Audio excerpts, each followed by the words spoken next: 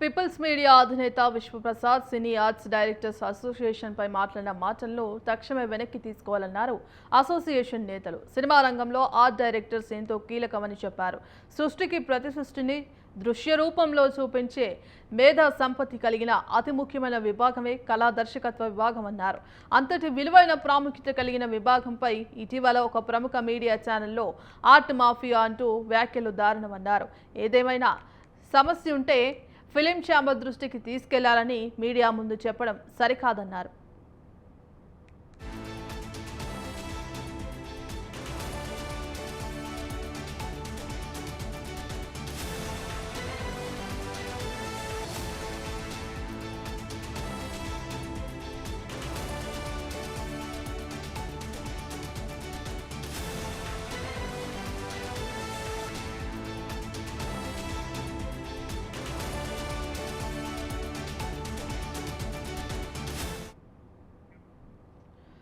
Peoples media అధినేత విశ్వప్రసాద్ చేసిన వ్యాఖ్యలు సరికాదంటూ కూడా ఆర్ట్ డైరెక్టర్స్ తేల్చి చెప్పారు. ఇక సమస్య ఉంటే ఫిలిం ఛాంబర్లో చెప్పాలి, కానీ మీడియా ముందు చెప్పడం సరికాదన్నారు.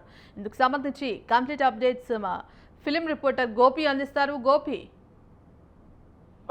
ఏదైతే ఇప్పటికే సినీ కార్మికులు ఒకవైపు ధర్నా చేపడుతున్నారు, మరోవైపు ఏదైతే తెలుగు సినీ ఆర్ట్స్ డైరెక్టర్ అసోసియేషన్ పై ఒక బడా నిర్మాత ఏదైతే ఆ పీపుల్స్ మీడియా ఫ్యాక్టరీ నిర్మాత పైన కూడా ఒక లేఖ విడుదల చేయడం కూడా జరిగింది. తను ఏదైతే మీడియా ముందు తాను కించపరిచి మాట్లాడటంతో వాళ్ళు మనోభావాలు దెబ్బతిన్న కారణంగా వీళ్ళు అసోసియేషన్ ఈ రోజు షూటింగ్ బంద్ చేయడం కాకుండా ఆయన పైన ఒక లేఖ కూడా విడుదల చేయడం కూడా జరిగింది.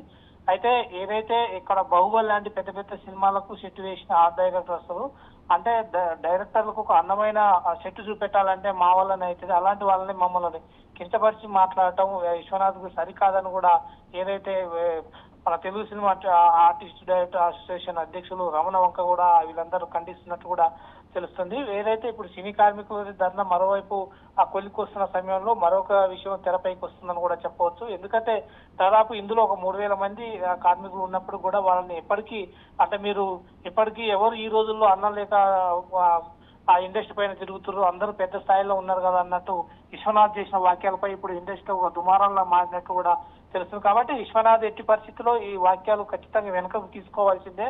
మా సినీ ఆర్టిస్ట్ డైరెక్టర్ అసోసియేషన్ లేకపోయినా మీరు కూడా స్పందించి మనం ఎప్పుడైతే కలిసి ఉంటాం కాబట్టి మనం కూడా ఎప్పటిలాగానే ఉంటందుకు మనం ఉండాలి, కాబట్టి మీరు ఖచ్చితంగా మా సభ్యులపై చేసిన వాక్యాలు వెనకకు తీసుకోవాలని కూడా ఖండించారు Bhagyashree. Right, thank you Gopi.